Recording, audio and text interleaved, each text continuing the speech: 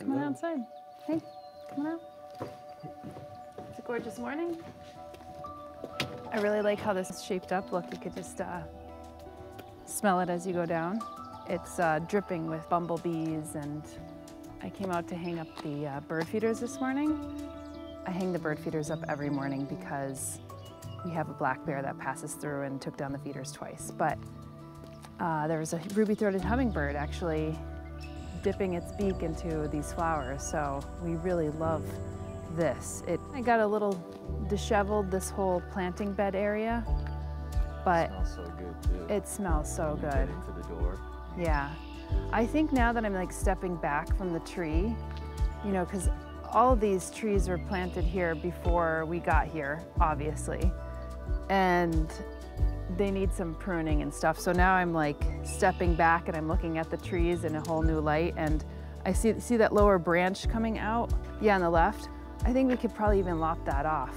Yeah, it doesn't get much light, right? No, it doesn't get. The amount of flowers is definitely reduced. Yeah, and then you could really look at the stem and the shape of the tree. So I started going in there yesterday. I don't know if you saw me, but I was like kind of clipping when you were out with Joey.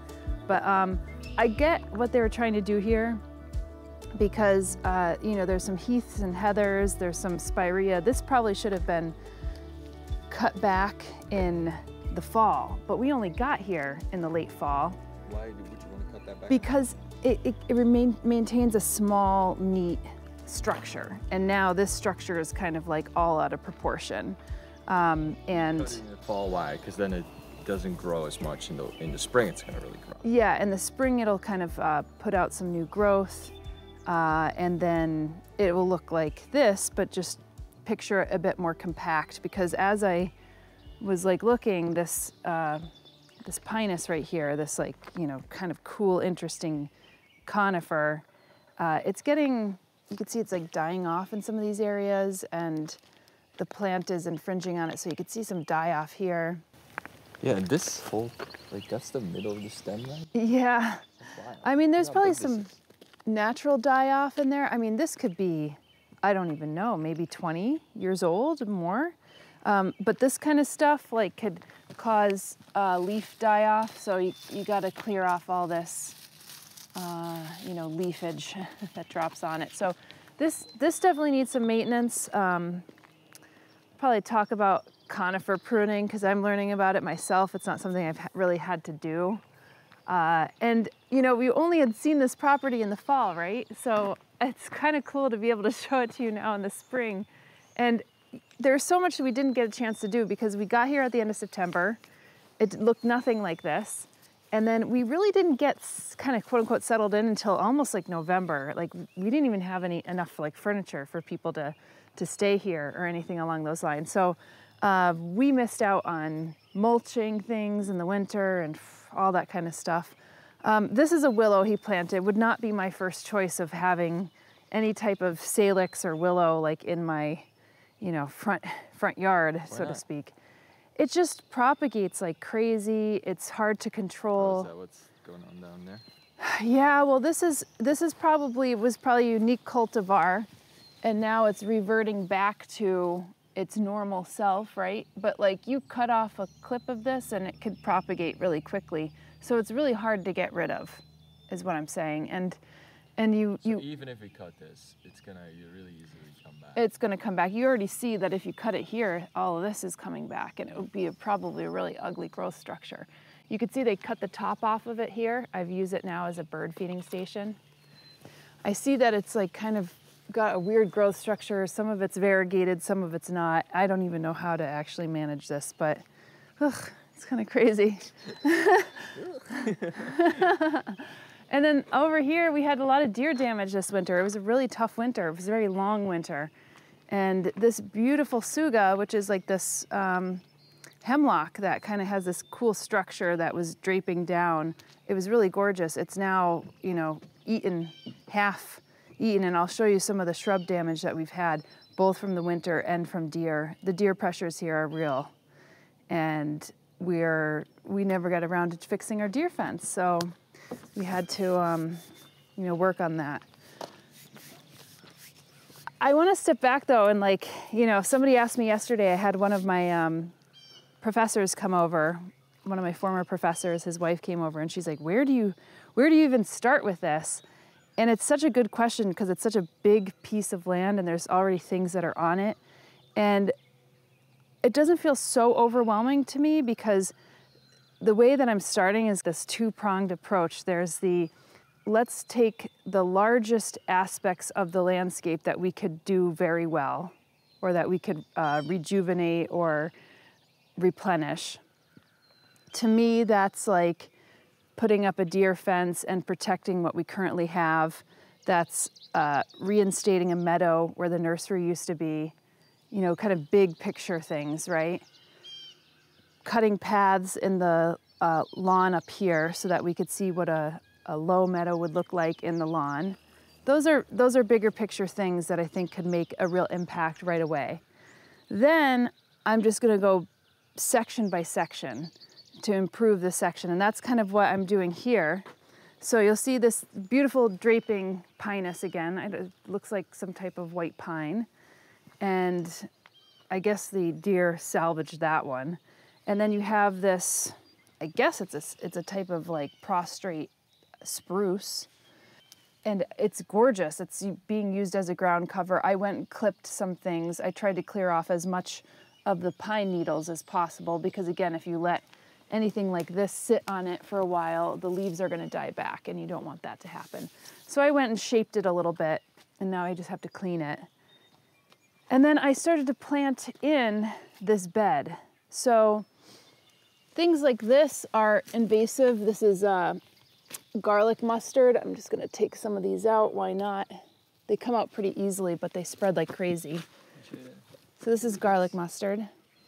Little white flower. Yeah, a little white flower. You'll see it on this, if you put your cast your eyes down, you'll be able to see it everywhere. But now, what happens if you just leave this? It will just spread like crazy. Oh, it'll just take over the whole It'll thing. take over everything. I mean, people use it as an herb. I could probably use it in a salad today, but you just can't eat that much salad in your life. But you'll notice I started to do more, I want to start doing a little bit more native plantings and shade plantings here. So what I have here and what I planted here, thankfully I ordered these like in the fall of last year for spring because everything sells out so quickly now because everyone is gardening. And this is Cornus canadensis, and you could probably see on this one better. See these little rhizomes, these little stems kind of coming out and they're like trailing along the ground? That is how they spread. And they're slower spreaders, but they have seasonal interest basically all year round. So these little white things are the bracts. This stuff in the middle is the flower.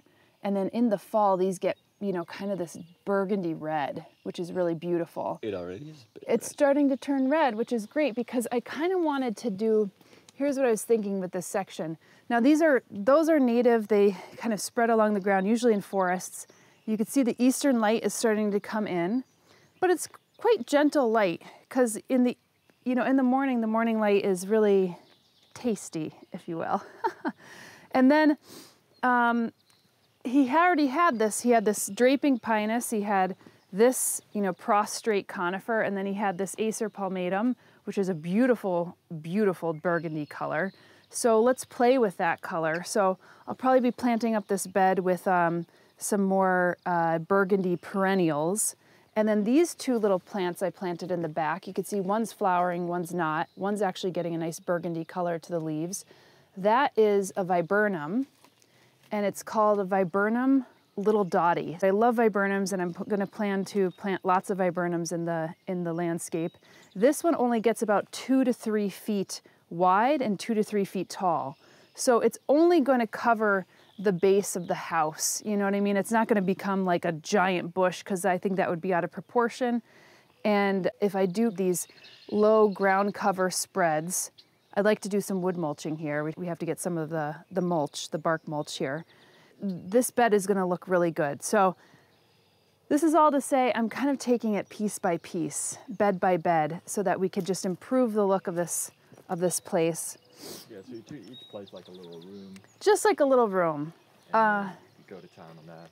Yeah, and then you did such a good job imagining paths here. So we want to make this low meadow. And you could see the grass, we're letting it go to flower. We're gonna be experimenting and taking some of the grass out and reseeding it completely. We're going to let some of it grow and just let's see what happens. And then we're also going to use these plugs, which are, I would say, a 50-cent piece size plant plug. That's what they're called. And you just like plug them into the grass and you see if they grow.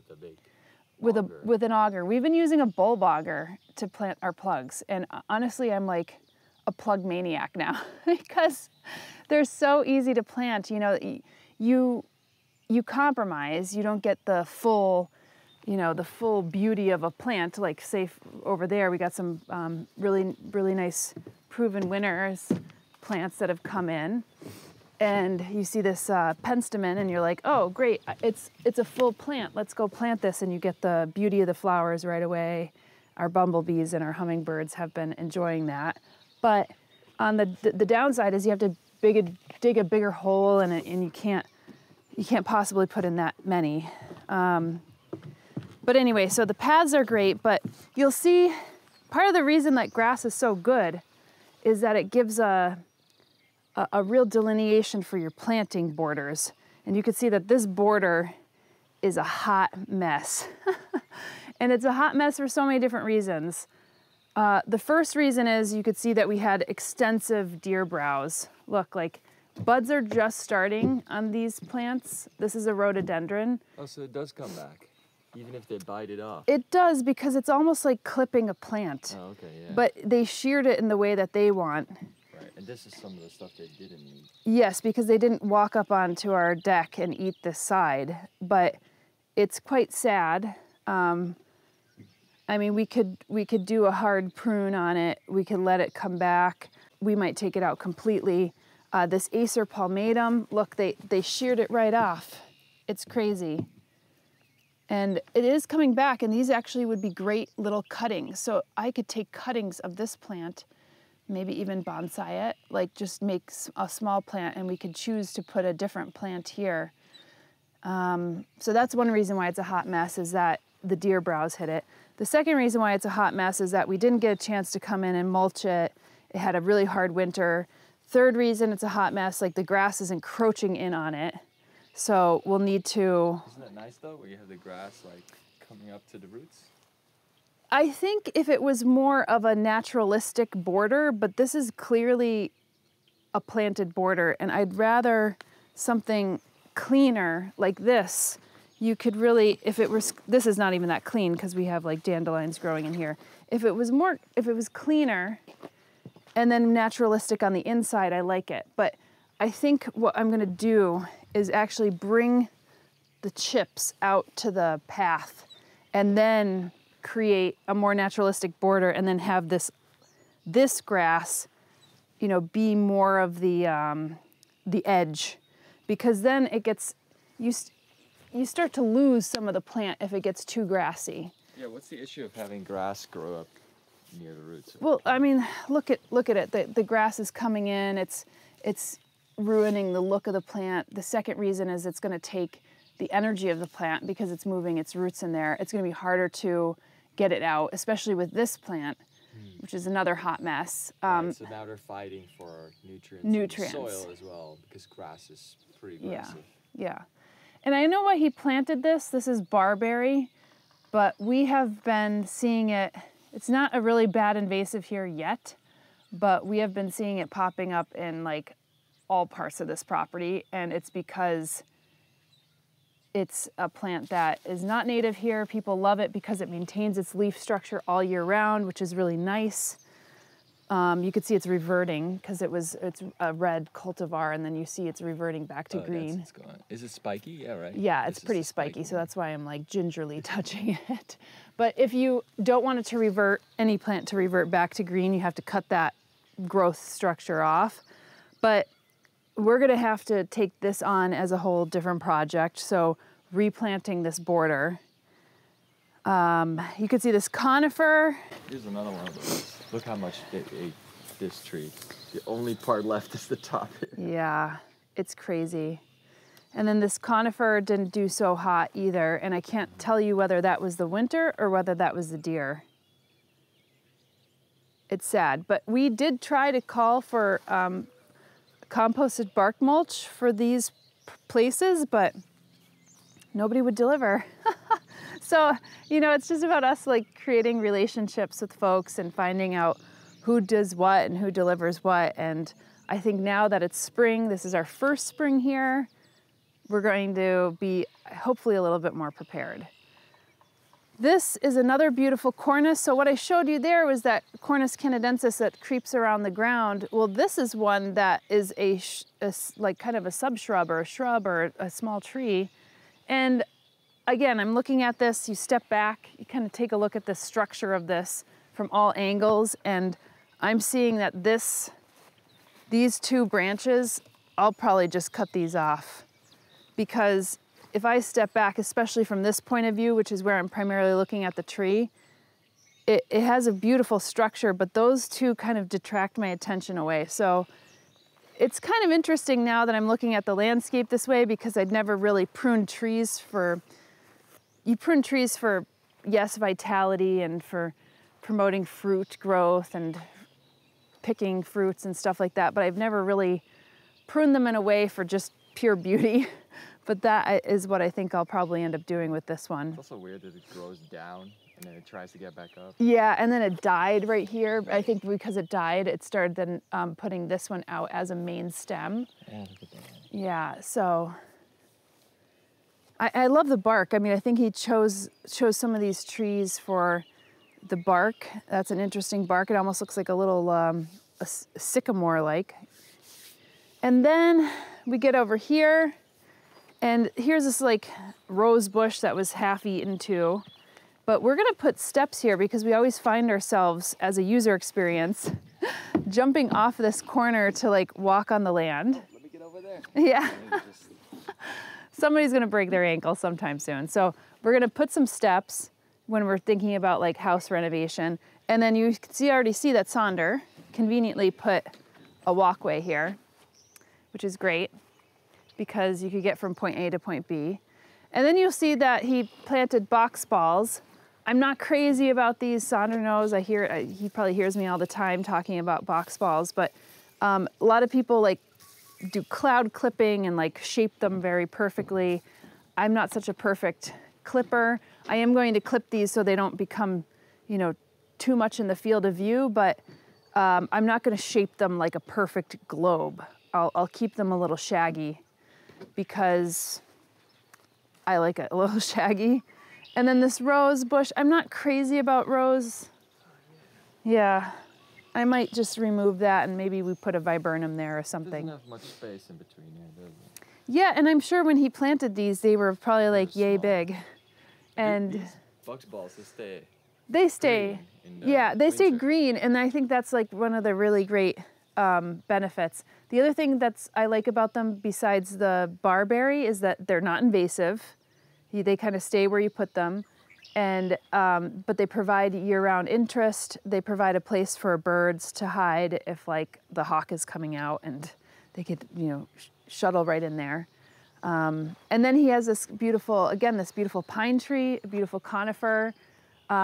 This is what's called the candles that come out. This is all the new growth. If you want to keep this small, you either clip the candle off completely or you clip the candle halfway or a third of the way, and then you could kind of keep it compact. You could see now that this is moving into the box ball. Again, when it was planted, it was probably planted really, it was small. But the downside to this is I had a bird feeder hanging off of this. There's two stems coming out here, and they're no longer two stems because I left the bird feeder out. We found out that we had a bear. The next morning, the bird feeder was down on the ground with the branch.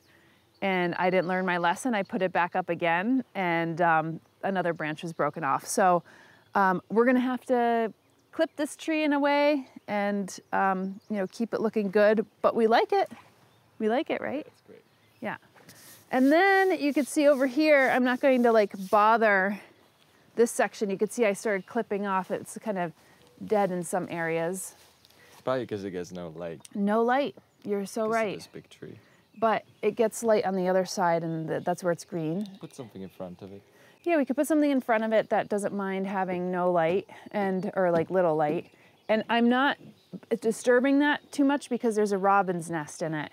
I saw her making her nest in it. So speaking of invasives, this is an invasive tree. This is Norway Maple, I believe. So, and he might have had, look at this variegation on it. I don't know, but he planted it very close to the house, but I think the thought was, this is southern light, and in the summer, this probably protects the house from too much intense light. And in the winter, it loses its leaves because it's deciduous, and you could still see, you know, out in the distance. So yeah, so that's kind of cool. And you'll see off in the distance, you'll see some more Acer palmatums. You'll see some more Rose, some more Cornus. That's another maple. That I think is also a Cornus. And then we get over in this section, and again, a little bit of a hot mess because the grass is infringing. There's like daffodils popping up everywhere that have like naturalized all over the property. We've even noticed them in the forest. Now they're not invasive, they're naturalizing, but they're not like pushing other things out. I'll have to show you before and after pictures because I started to prune this section. We had a lot of die-off in this section with the conifers. And I'm sure there's probably like a lifespan for these plants. Yeah, look at this nice haircut.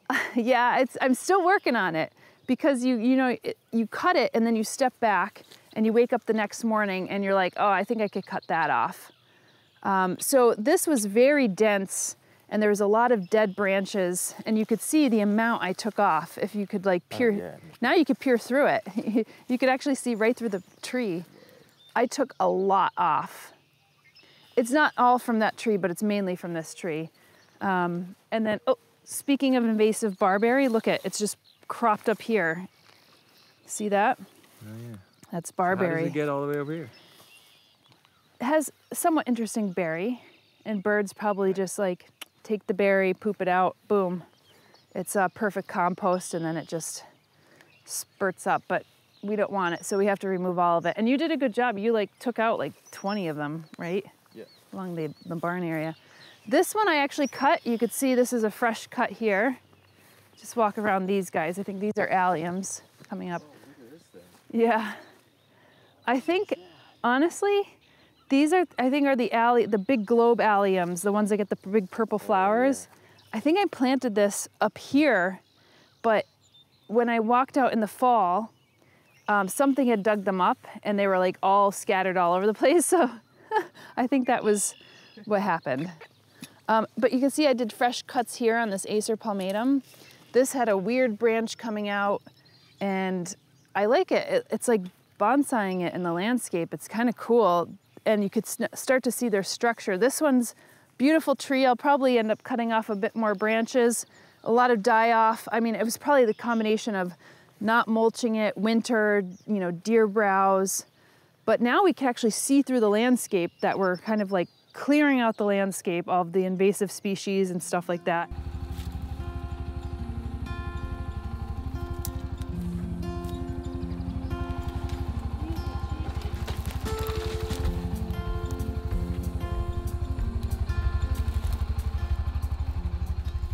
And now we'll be able to see through it, which is kind of cool. It kind of obscures the view, but it doesn't obscure the view. And then some of these are just getting their leaves. So we'll see what they are. I don't even know what some of this stuff is. Another beautiful conifer. You could see I did a nice trimming the other day. I mean, it's cool because, you know, a lot of these conifers are chosen as they mature for their bark. And that flaky, colorful, stripy kind of bark becomes the part of the interest of the actual tree itself. So I get why, you know, he planted some of this stuff. This was all congested and we started to clear it out completely of the invasive species. Oh, look at the ducks coming in. They're go all the way to the end. Or maybe they're gonna not. Oh, wow. I think those are the buffleheads, actually.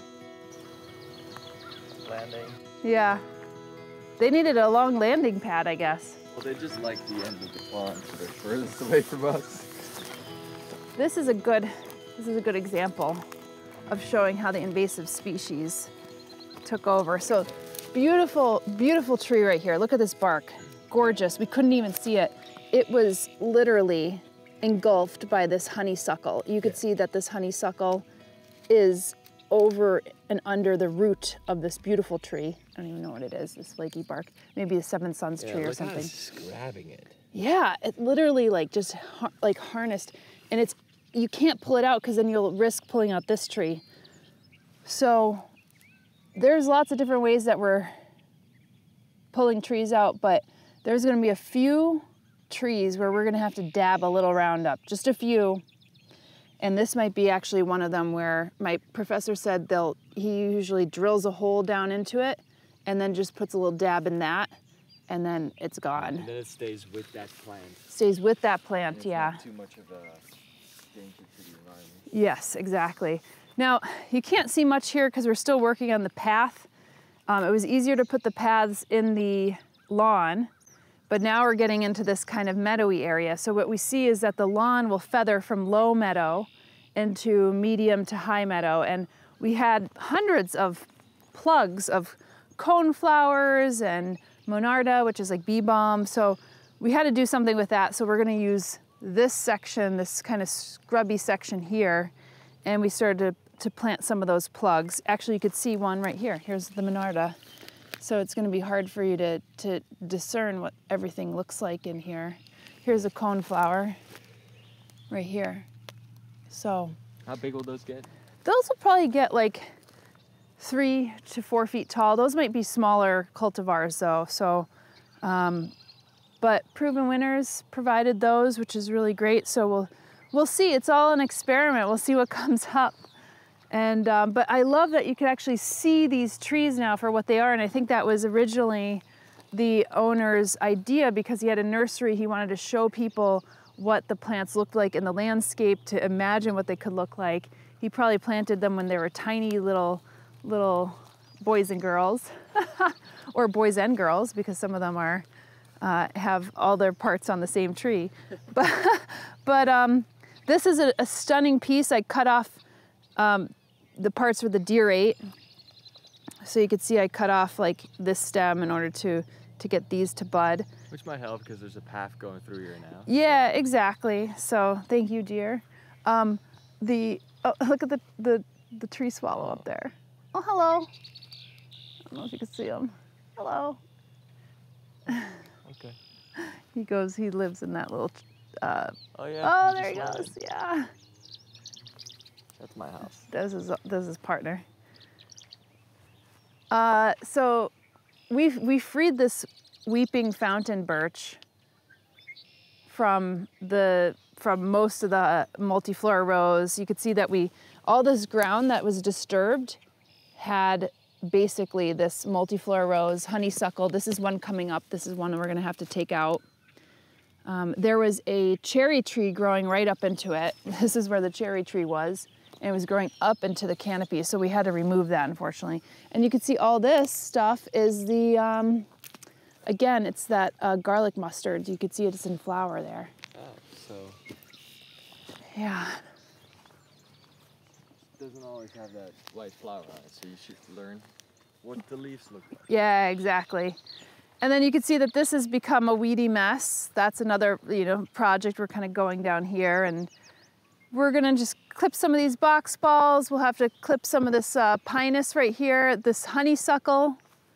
It's the last honeysuckle in this area. If we clear out, you can see how it just becomes static in the landscape. Oh, yeah. It's really congested. You can't see through the tree. You can't see the beauty of the tree. You can't see the bark. You can't see the shape, the form. We just need to do something like that with that. Yeah, this is the size of the trees that they had over there. Yeah, and took out. The honeysuckle provides a really beautiful smelling flower. It provides a berry, so birds do eat it. It's not as nutritious as like our native plants, but it just, someone asked like what comprises something that's invasive. Invasive means essentially that it kind of moves into the landscape and pushes out other native plants, where it almost becomes a monoculture of itself in the landscape. And if you turn your gaze over here, all this shrubbiness that you're seeing, which you might not be able to discern if you're just driving on the road or whatever, it's all honeysuckle. It's crazy. So you can't really see through the landscape yet. If you walk towards this direction, you'll start to see it's clearing up here. Why is it clearing up here? Well, because Joey and I have been pulling out lots of trees. Yes. Probably like, I don't even know. I feel like it's easy to say a couple hundred, but then again, I wasn't counting. Yeah, it's hard to count because when you're in it, you're just like, yeah, you're just ripping them out. And then some of them are so tiny that it counts as one, I guess. But, and then look at this in the meadow. Like, so we're thinking about turning this to meadow, right? But it's already kind of turning itself into meadow, which is really neat to see. And if you see the purple flowers in the landscape, that's a Tsuga. That's like bugleweed. So this could have been a nice little escapee, a nice little cultivated variety escapee from the nursery. So you think he had this in his nursery and then it fell out of the pot into the soil? Or it actually went to seed and it spread, but it's a native, so that's kind of cool. And then this, I'm so glad you're getting to see this. This is lady's mantle. And it always like beads up with the water and the dew in the morning, like almost like mercury on the leaves. I think it's so beautiful. It gets a nice little yellow flower on it. But common in the nursery industry, and it's often sold in the nursery industry as a ground cover. So we have our project manager coming for this, returning this to meadow project. And we might decide that part of this actually stays meadow as is, and then maybe we work more down in that section to turn it into a different kind of meadow, and maybe we leave this. I don't know. I mean, I'd like to get second and third and fourth opinions on it. But I think this is beautiful. Like, look at how it's carpeting up. It's not growing in some of the areas where it's like really intense with the gravel, but we could probably plant something else there.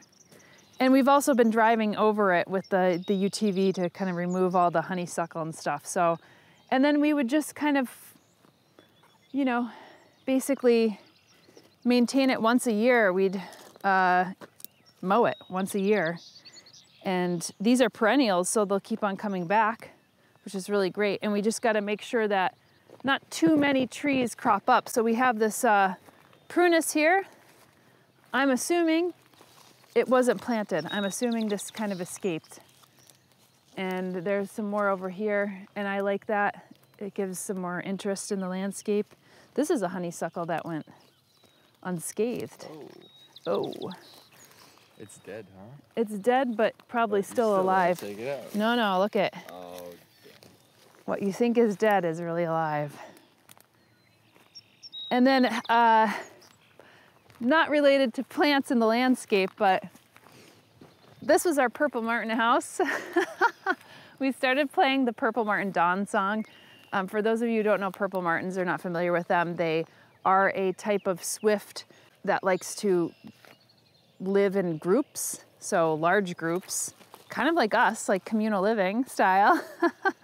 So we got this beautiful cedar Purple Martin house. We played the Purple Martin Dawn song to kind of like try to entice them in, and our tree swallows were not having any of it. They were like swooping down at the music that we were playing, and then they ended up taking over the Purple Martin chalet, and they turned it into one of their own. There's our Canada geese. I don't know if they're gonna come this way. They like someone else's pond over there. I always hear them. I don't know why they don't like our pond. There's interesting stuff here. Timothy, look at this grass. And this is really beautiful. This gets a nice little purple flower on it. I'm not quite sure what this is. It looks, again, like a cultivar coming up. We'll have to see, we'll have to wait until it flowers. Here's this Timothy. You can see that it's starting to flower. This one's actually gone to seed. You see the seed in the pollen? Look at that. Isn't that cool? Whoa. Yeah. Looks like flower coming off. Yeah. But it gets a nice little purple flower on it, and I think that's kind of some of the grass that's already coming up, and it looks sad in the landscape. You can see that this is probably all geotextile material underneath, and it's got a lot of gravel on top. So we're probably gonna till it in, take the geotextile material out, till it in a little bit, and then take it out, take geotextile out, yep, and then till the stones in. And then till the stones in. And then we are planning, I don't know if we're still gonna plan on this, but like buckwheat in the spring, buckwheat in the summer, and then oats in the fall, and then... That's a whole nother video though. That's a whole other video. And then now if you see this way, past the purple martin chalet, you'll see some of these kind of dead and dying spruce trees. So we're gonna have to take those out. I think what happened is a lot of the blue spruce in the area got a fungal disease. I mentioned it in the fall tour that we did, and they just keep on looking worse and worse. It's gonna free up some space for us to actually like see some things, but it's quite sad to have to take them out. Here I'm walking through some quaking aspens. They kind of just pop up. These grow by underground rhizomes, so it's probably all the same clone. We're just gonna have to take some of these out because, again, the natural direction or trajectory of the land is to go into forest, and we don't want to maintain this as forest. We would like this as meadow. Then you see some orange flags right over here. And again, this was where there was a walkway, but we're gonna move the walkway over. And we just started to plug some plants in with the grass. So black-eyed Susans. What else did we plant in there? Now I'm having like brain farts. In the meantime, I'll show these spruce. Sages, things like that. Yeah, it's sad. The only part that's still green is up there. All in due time, so we're gonna have to take this one out, huh? But some of it's looking great. Like this. So funky. It's so beautiful. Again, this is probably like, I don't know, like Picea orientalis or something like that. It has these like beautiful red cones. And I read that it's like, they're only red for like 4 weeks or something like that. But again, it's really beautiful. It kind of has it looks like the shape of a Norway spruce, right? And they haven't been hit by any kind of fungal blight. And you'll see we have some of the trees looking a little tired. So again, this is another area that we're probably going to break up this line and pull it out into different ways so it doesn't look like a line of trees. We'd rather it more informal. So that's why we started to plant some things up in here. I'll show you. Here's one in here that we plugged. Here's another one right here. So you'll see that we... How big do these get? These will get like ranges like 2 to 3 feet. This is Tinctoria and lupine. So, you know, I have like false indigo, lupine, sages. Anise hyssop is another one that we planted in there. And again, just experimentation. What's this? Wood chips. Amazing. This is maple wood chips. So this is about 10 cubic yards if you want to know what they speak in cubic yards here when they talk about... Yeah, it's about 2 trees, the guy told me, right? Yeah, and then it fit in the back of the bed. That's about 10 cubic yards, which is what we were looking for. We're not going to really spread this onto our beds because this isn't broken down yet. And what happens is the bacteria gets into this. The bacteria then takes the nitrogen. So it takes the nitrogen away from the plants, and you could actually cause some chlorosis and some nutrient deficiencies in your plants if you put this on. So you want it to compost down. The reason why we're putting grass clippings on it is because it actually gives some great nitrogen into it, right? So it'll help compost it. If you keep it moist, it'll help compost it. But we'll probably end up using this. I ended up getting Stropharia mushrooms, and it's perfect for inoculation on like maple chips. So we'll probably take a bunch of these before Joey leaves and put it in the forest and like create this little lasagna layer and inoculate it with Stropharia mushrooms. So there's like lots of cool little things that we could be doing in the landscape. And how long will it compost before you can use it on your plant? I'd say at least a year. You want it to sit for at least a year. You'll see that we have another one in the distance over there. So that was the first one that we got with another 10 cubic yards. And that was both hemlock and maple, and it smells so good. But I see more Acer palmatums here. Again, really beautiful color. And another one over here by the fugly barn. Yeah. So, and then some of our oak trees, that oak tree down there in the distance, it looks bare, the big tall one, that kept its leaves on forever, all throughout almost the winter. And now you could see that the leaves come in really late. But look at the structure of that tree from here. Yeah, it's so beautiful. It's like an art piece now. It's an art piece, except that one arm that goes out like that. I'm gonna have to clip that off because now that I'm looking at it, I'm like, ooh, what is that? So that's what we're gonna do. We're gonna have to take out some of those. I mean, there's so much to show you, right? But let's just walk down, and before we depart, you can see more of your paths. And the pond, of course. Half lake. Put up some wild animal cams so we can see wild animals. What have we seen so far? A fox. Yeah. And a cat. Very exotic.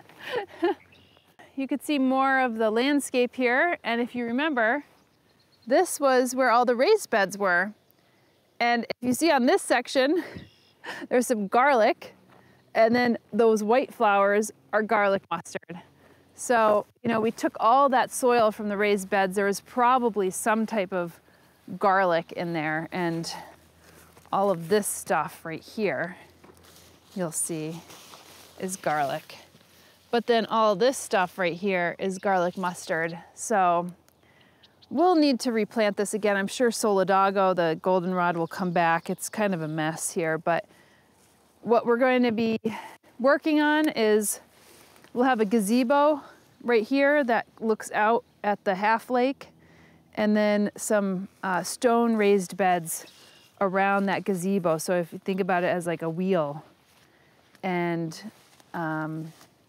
we might wood chip the paths, or we might actually do some permaculture plantings in it. I don't know how shaggy we want it to go or how formal we want it to go. So maybe a little combination thereof. And then this is a real stunner. If you look back here, this is a Cercis canadensis, but it's probably the most beautiful color cultivar that I've ever seen. This, I think, is the cultivar is Appalachia or Appalachian.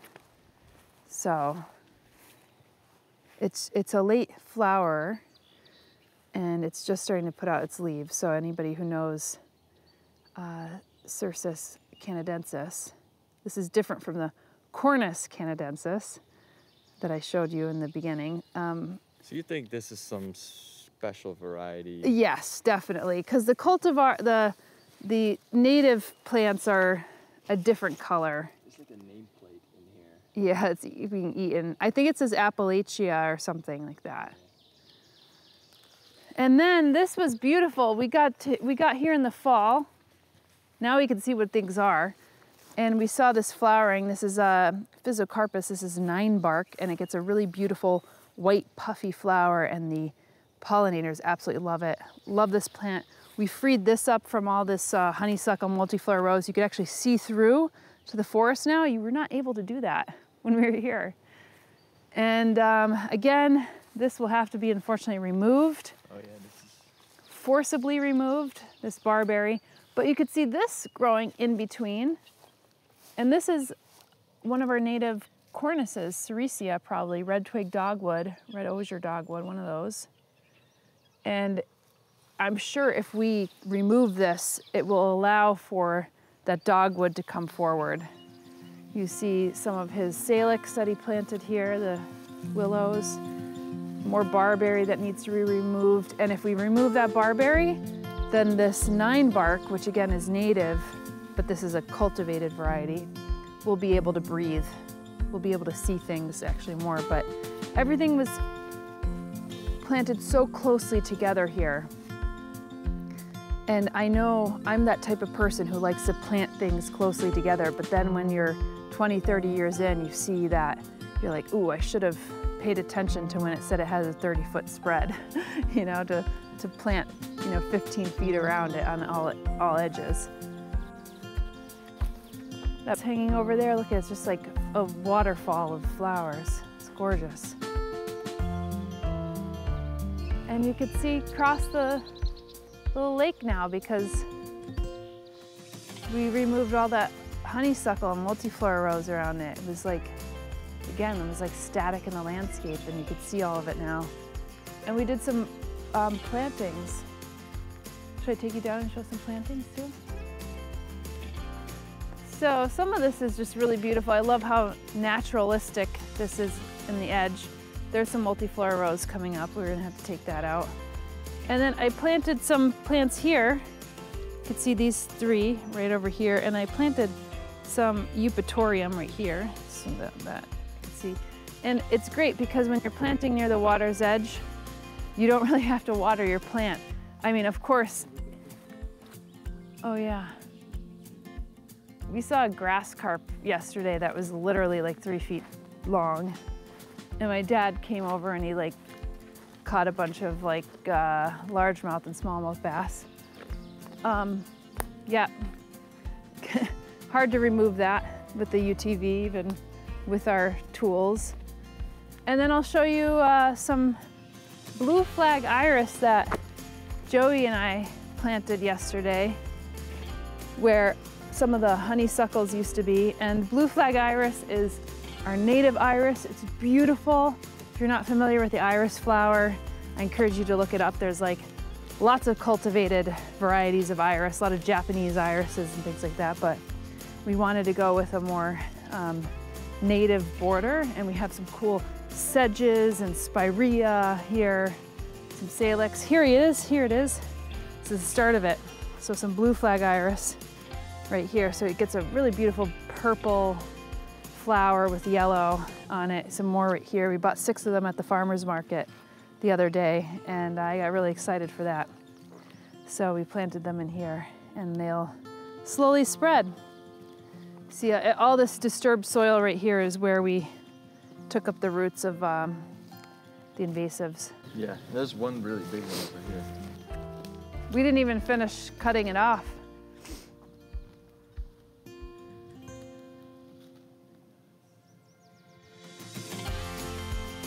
That's it. That's a little bit of our spring tour. So beautiful. So much work, but it's worth the effort.